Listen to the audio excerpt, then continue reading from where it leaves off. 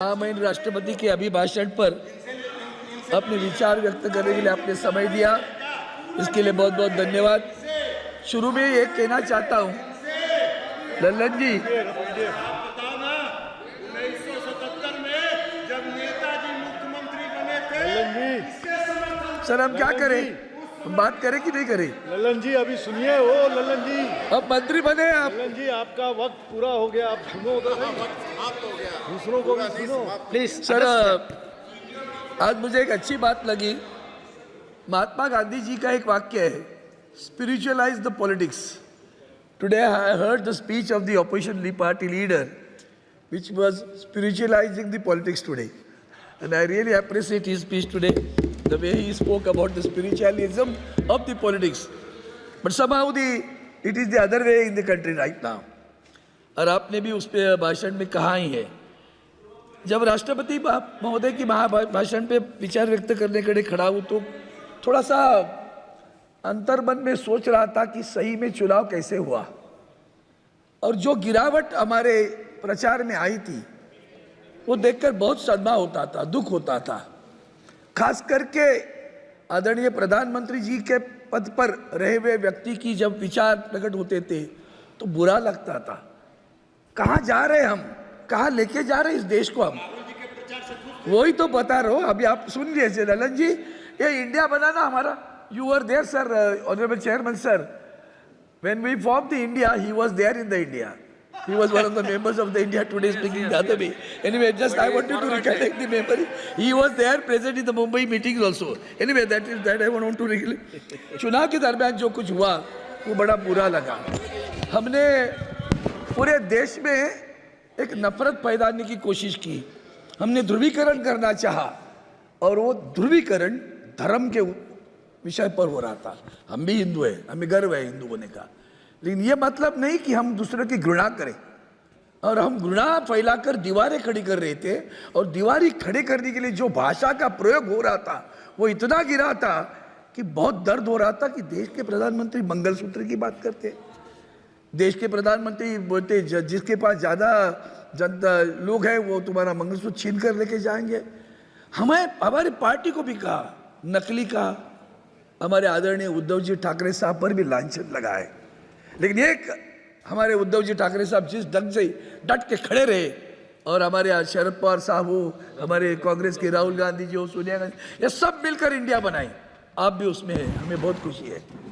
हम संविधान की सुरक्षा के लिए खड़े हुए, हम जनतंत्र की सुरक्षा के लिए खड़े हुए, और उसकी बात जब करते हैं तो आदरणीय स्पीकर साहब ने जब भाषण किया मुझे बहुत मतलब दर्द हुआ कि इतना अच्छा माहौल पैदा हुआ था। आदरणीय राहुल गांधी जी विपक्ष के नेता बनकर वहाँ आए, उनको लेकर साथ में आदरणीय प्रधानमंत्री जी लेकर माननीय अध्यक्ष जी को वहाँ विराजमान कर दिया, और उसके बाद में भाषण करते समय वो 1975 में क्या हुआ बताने लगे। 55-50 साल की आप जख्म को खोलते हो, खरोचते हो तो खून ही निकल आता है। हम क्या करना क्या चाहते हैं, क्या बताना चाहते हैं, और महामहिम राष्ट्रपति जी आदरणीय महिला हमारी है, मैं नहीं हमारी, उनके भाषण में भी यह विषय आया तो मुझे बहुत ठेस पहुंची। संविधान खतरे में जब हम कहते तो यही बात है कि क्यों हम पुरानी जख्मों को खरोच कर खून निकल ले लाए हों। हम अपेक्षा करते कि कुछ अच्छे विचार हो जाए, आगे चले, तो आगे चलने के बजाय हम अलग चलते हैं। मैं जब भी सोचता हूँ कि जैसे कि करप्शन की बात आती थी, are you really against corruption? I ask the question to honourable prime minister, are you really against corruption? The way you have formed the government in Maharashtra, are you really against corruption? The charges have been made, the charges किसने आरोप लगाए sir? आदरणीय प्रधानमंत्री जी ने भोपाल की सभा में आरोप लगाए। एक हमारे आज हमारे वित्त मंत्री है महाराष्ट्र में, उनके ऊपर आरोप लगाए, कहा कि 75,000 करोड़ का घोटाला हुआ, आरोप लगाया। 8 दिन के अंदर वही शख्स इनके पार्टी में गया, ले लिए पार्टी, उसको पार्टी के साथ में विधायक भी गए, और उनको बाद में राज्य का वित्त मंत्री बनाया। Are you really against corruption? Sir इसके बावजूद और भी बात बता देता हूं कि जब और भी एक बात हुई, हमारे शिवसेना से गुट टूट कर गया, फुट कर गया, भाग गया, भगोड़े थे गए। और उनको जाकर इलेक्शन कमीशन, मैंने परसों भी वही बात कही थी, इलेक्शन कमिश्नर गुलाम है, गुलाम है, सत्ता पक्ष का गुलाम है। बुरा लगता है कहने में sir, one has to be, ये सारी संस्थाएं, वो ईडी हो, सीबीआई हो, इनकम टैक्स हो, सारी संस्थाएं गुलाम पकड़े पर रखी है। तभी तो इन्होंने जब हम 146 सांसदों को सस्पेंड किया, उसमें कानून पास कर दिया। क्या कानून पास कर दिया? इलेक्शन कमिश्नर को चुनने के लिए एक समिति बनती थी, उस समिति में आदरणीय प्रधानमंत्री रहते, उस समिति और कौन रहेगा? उस समिति में इस देश के सर्वोच्च न्यायालय के सरन्यायाधीश थे, chief justice of India was there in the committee. इन्होंने लॉ पास किया नया, और उसमें चीफ जस्टिस ऑफ इंडिया को ही निकाल दिया। और क्या किया? प्रधानमंत्री will be there and another minister will be there. Who is that? He will be nominated by the prime minister. वो भी उसको डेजिग्नेट है क्या कौन सा मंत्री रहेगा, उसको नॉमिनेट कर देगा प्रधानमंत्री। नॉमिनेट जिसको नियुक्त करेंगे वो मंत्री रहेगा, और एक विपक्ष का 2:1। तो क्या होगा? कौन आएगा? Who will be the election commissioner? Is it judicious? We are fighting in the supreme court, और आज भी हमें न्याय नहीं मिल रहा है। Justice delayed is justice denied.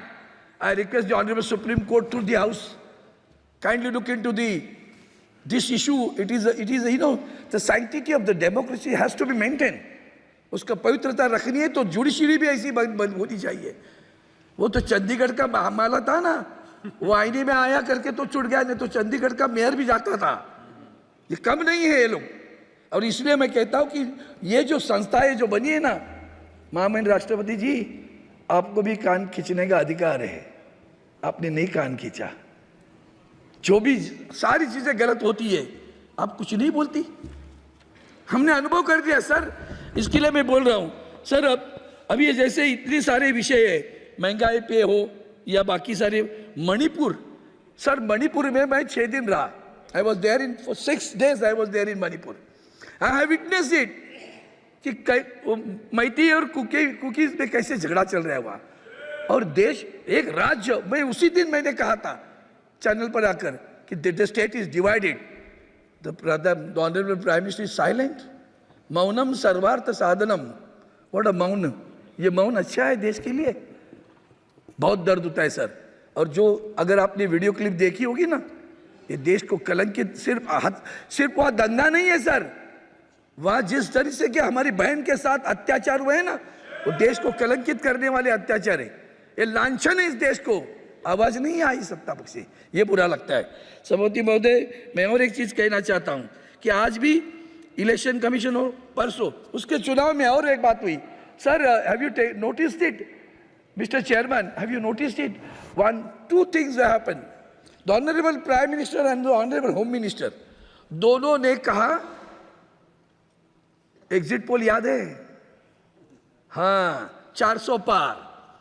और दोनों ने कहा कि मार्केट में इन्वेस्ट करो, मार्केट में इन्वेस्ट करो, 4 तारीख को चौक जाओगे, बड़ा प्रॉफिट हो जाएगा। पहले तो लोग बैंकों में पैसे रखते थे, आजकल बेचारे रिटायर्ड होते तो सोचते चलो भाई म्यूचुअल फंड्स में डालेंगे या कई शेयर्स में डालेंगे। Common man is also there in the market right now. और इन्होंने कहने के बाद 400 पार, एक ही इंसान ने पहला नारा लगाया हमारे देश में, वो है उद्धव जी ठाकरे साहब ने। उन्होंने कहा 400 पार नहीं, अब की बार भाजपा तड़ी पार। वो नारा लगाने वाले उद्धव जी ठाकरे थे, वो नारा लगाया सर। इसके बाद में लोगों ने पैसे उसमें इन्वेस्ट कर दिए। 4 तारीख को 400 पार वाले 240 पर आए और मार्केट गिर गई सर। 30 लाख करोड़ का नुकसान हुआ। 30 लाख करोड़ का नुकसान हुआ सर एक दिन में। हम सेबी के पास गए थे, हमारे साथ तृणमूल कांग्रेस के नेता थे, हम उनके साथ में गए। सेबी को मैंने कहा कि इसकी इंक्वायरी होनी चाहिए, आज भी उसकी बात नहीं हो रही है। 30 लाख करोड़ किसके गए, किनके कहने पे गए? आदरणीय प्रधानमंत्री जी, आदरणीय गृह मंत्री जी, ये अब इन्होंने कहा पैसा इन्वेस्ट करो। 30 लाख करोड़ का घोटाला हुआ, घपला हुआ, नुकसान हुआ। कौन जिम्मेदार है इसे? कोई जिम्मेदार नहीं है। और सब यही इसी तरह से और भी बातें हैं सर। एक पहला महत्वपूर्ण मुद्दा है, हमारे पास बुजुर्ग है, महामहिम राष्ट्रपति से मैं अपेक्षा करता था, उन्होंने जब इमरजेंसी में बोली sir, No, just you can take 1 minute. I thought, Just I want to give me alarm. Then she spoke Wind about up the your emergency. I don't know how much old she was that time, but then somehow she spoke about it. और जब बुजुर्गों की बात आती है, sir बुजुर्गों के pension के बारे में बात इस कीजिए, कई भाषण में उसका उल्लेख नहीं है। बेरोजगारी के बारे में कहीं उल्लेख नहीं है। बेरोजगार तड़प रहा है, PSUs are being sold out, और बेरोजगार रास्ते में तड़प रहे। हाल ही में कल परसों सर हमारे पास पुलिस की भर्ती थी, उस पुलिस की भर्ती में 2 जवान युवा मृत्यु हुई उनकी दौड़ने के बाद में। कोई कुछ दर्द नहीं होता। किसान आज भी आत्महत्या कर रहे हैं सर हमारे पास। और सर PSUs के बारे में हम बात करना चाहते हैं। हम चाहते हैं कि इनकी नीतियों की वजह से आत्मनिर्भर Please wind up. You are having one more speaker. Yeah, You are having one more speaker in your party. Yeah, I'll conclude Already in 1 minute. exhausted. That's the reason I'm concluding now. I got it. I got it. I want him to. That is the reason I'm not talking on farmers. मैंने किसानों पे बात नहीं की। मैं एक ही बात करना चाहता हूँ। जैसे बुजुर्गों की बात की, बुजुर्ग के पेंशन की बात की, बेरोजगार की बात करता हूँ। सर रिक्रूटमेंट कैसे होती है? अभी तो नीट का विषय आया ही है, सारी परीक्षाओं क्या है। आपने कभी स्टाफ सिलेक्शन कमीशन का सोचा है? मेरे यहाँ मुंबई में इनकम टैक्स में 1200 तृतीय श्रेणी के वैकेंसीज निकली, और उसमें स्टाफ सिलेक्शन कमीशन से रिजल्ट आ गया। डाउट है, 1200 में से महाराष्ट्र में से सिर्फ 3 लोग पास हुए, मुंबई में आए। इसके ऊपर भी बहुत गहरा इसकी जांच करनी चाहिए। जो लोग कैजुअल लीव के एप्लीकेशन नहीं लिख सकते हैं, वो बाबू बनकर वहां आया है सर।